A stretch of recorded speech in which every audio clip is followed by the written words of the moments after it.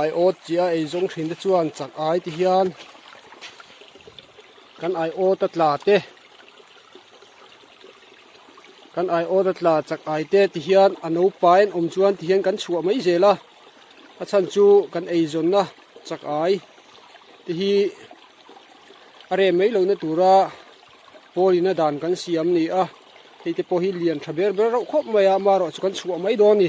ti hian no pa ya hian ta hian lai hian kan chuanga huan adu na lam lama akal mai do ni ti khan pakhat chu kan chhuah ta kha so kal phei ngala ta hian pakhat ala oma pakhat hi kan la lenga hei po hi no pai bok ani a hei no pa ya pai pui kan chhuah ve le mai do ni ti khan kan chhuah an du na lam na thang kal ta ti khan kan chakai chhuah kha ti khan du ra wak bo ve mai thin ni so ta song kala tu ka so ti so wak ru ta mai thin ni hian kan tia wang hian kan ai ot ata tu to ki chu pathian min la pe ve zel ni te pon kan hria a atia ti hi kum sang ni pasari vel te rang kan ti to kha ni a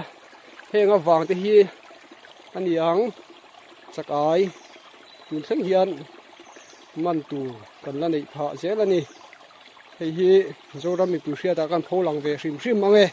hei hi kan ai ot do na ni a ti hian kan chakai ti tlak te no pai le tui pai chuan ti khang kan chhuah mai zel ani khan kan chakai chu ti khan chhuah ka khoila ngeng kal kan han en chiranga ang kal na hu ma te tha to pu ka lu ta dei ani